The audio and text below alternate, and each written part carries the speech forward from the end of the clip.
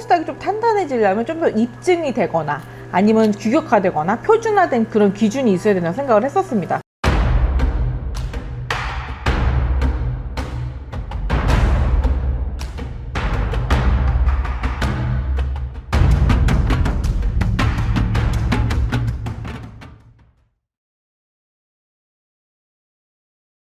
안녕하십니까 선생님. 안녕하십니까, 만사입니다. 오늘도 촬영 시간 만들어서 감사합니다. 감사합니다.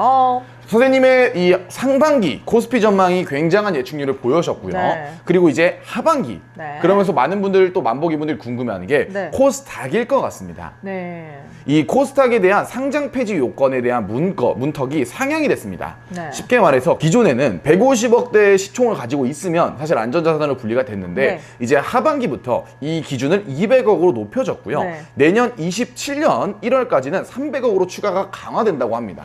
잘 된 거죠. 어떻게 보면은 투자자 입장에서는, 그러니까 개미들 입장에서는 먹튀가 없어진다는 얘기고요. 거의 뭐 증권가 찌라시 수준의 그런 기사성 아니면 호도성 기사로 인해서 굉장히 코스닥을 띄웠던 거 사실이잖아요.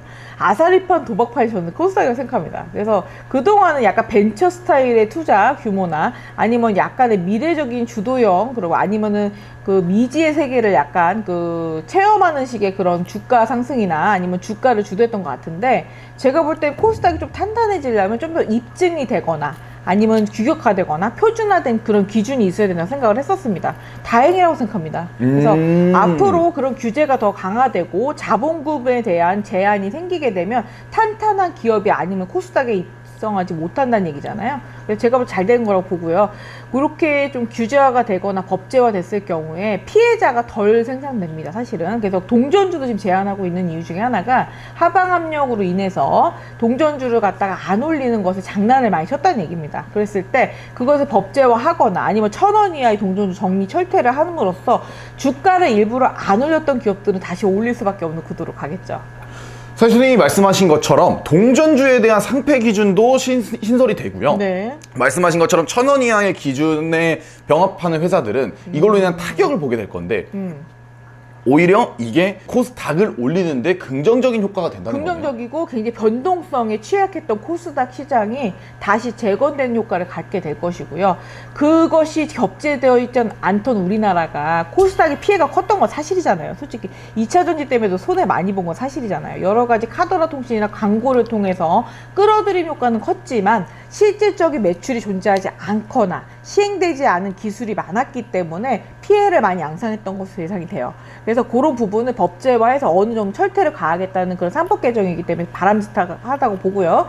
내년에는 아마 하방 압력을 일부러 가했던 기업에 대한 철퇴도 이루어질 것으로 예상이 되기 때문에 제가 볼 때는 전체적인 구도로 봤을 때 투명하고 깨끗한 주식시장이 되면은 피해자가 덜 생산될 수 있는 거고, 옛날에는 주주의 그 권한 자체가 그 대형 주주 빼고는 권한이 없었지만 소액 주주의 어느 정도 권한이 좀 강화됨으로써 이런 곳을 갖다가 약간의 수호적인 아니 방어적인 형태로 갈 수 있기 때문에 개미 피해자 양상이 좀 줄어들겠죠. 그동안 흔히 말하는 장난을 못 치게끔 만드는 법적 구제화라는 거네요. 그렇죠. 지금 그래서 아마 일부러 이렇게 뭐 주가 상승을 주도하거나 아니면 피해봤던 부분에 대한 단속도 이루어질 것으로 예상이 되기 때문에 앞으로 주식 투자하기가, 외국인이 솔직히 좀 터부시했던 부분이 그런 부분이니까 주가 조작이 심했던 건 사실이잖아요.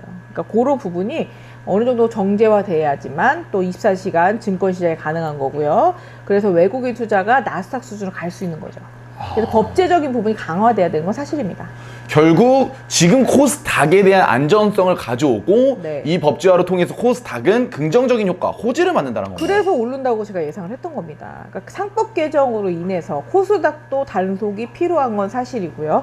앞으로 코스닥도 단속을 해야지만 투명하고 어느 정도 건전성 있는 기업만이 진출할 수 있다는 이미지를 심어줘야지 세계화가 가능한 겁니다.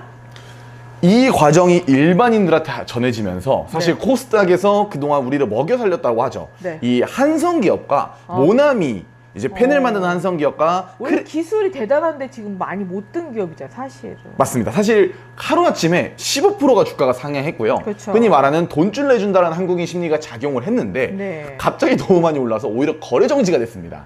이 한성기업과 모나미에 대한 좀 전망은 어떻게 보시나요? 선생님? 원래는 그 뭐라고 해야 되나, 주가를 정말 올려줘야 되는 기업은 제외가 되는 경우가 많고요. 또 어떻게 보면 저평가된 게 많다는 얘기잖아요. 기술력이 뛰어난데 저평가돼서 우리나라가 발전을 못했고 지금까지 이렇게 찌그러져 살았던 건 사실입니다. 근데 잃어버린 40년이라고 표현하고 싶어요. 그러니까 우리나라 경제 성장률이 1980년대부터 많이 집약적으로 일어났다고 치면은 잃어버린 40년인 거죠, 사실은. 그래서 기술 집약적인 부분 아니면 우리나라에서 벤처기업에서 발견을 해서 뭔가 기술이 뭐 발달했다 치더라도 외국에 뺏기거나 아니면은 상속으로 인해서 뭐 해외로 매각되는 경우 많습니다.